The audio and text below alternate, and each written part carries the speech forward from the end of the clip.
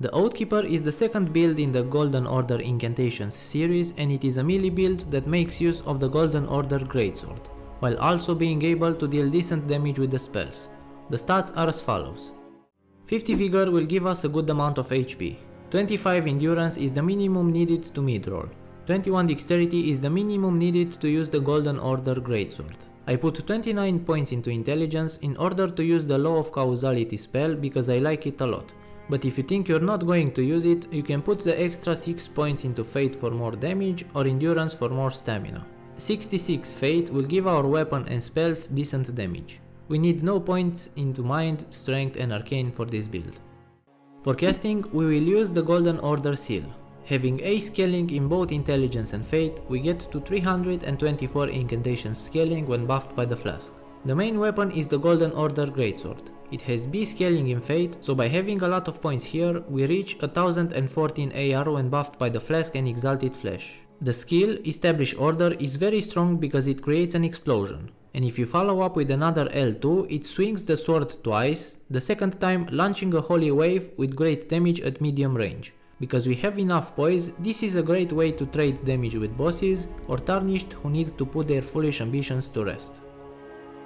I honestly didn't know what armor to pick, but the Halictric Knight Helm is a great option because it gives us 2 bonus points into Fate. For the other pieces, you can pick anything you want. I went with the Malformed Dragon set because it maintains the golden theme, and it gets us to 64 poise so we can withstand a light attack without getting staggered.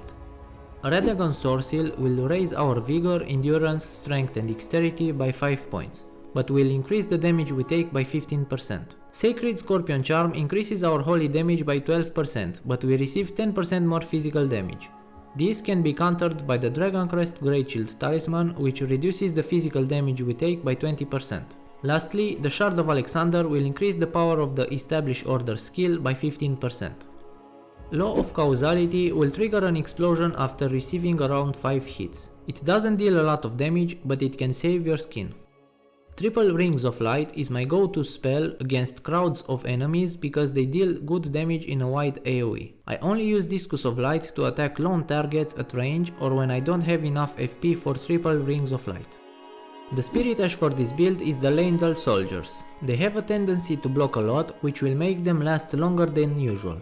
Their damage is bad and they move very slow, so you will have to stay near them if you want the bosses to attack them. Their purpose is to give me a few seconds if I need to heal.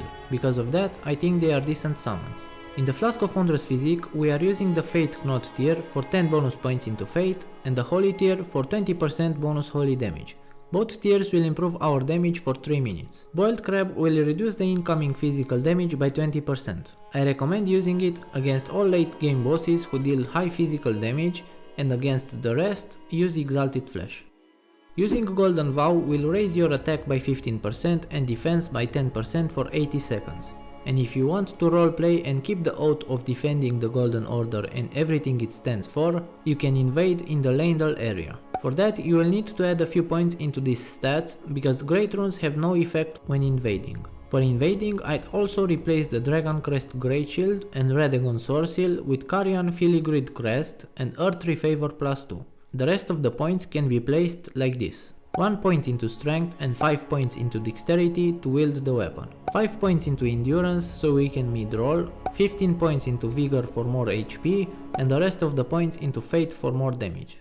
Alternatively, if you don't care about invasions and only want to play PvE, use Morgoth's Great Rune instead of Godric's and replace Radagon Soreseal with Earthly Favor +2. Then add 1 point into Strength and 10 points into Dexterity to wield the weapon. 9 points into Fate for more damage and 23 points into Endurance for more stamina. If you still want the Law of Causality spell, although not too useful in PvE, add 5 points into Intelligence. If not, remove 1 point from Intelligence and add all the 8 remaining points into Vigor for more HP.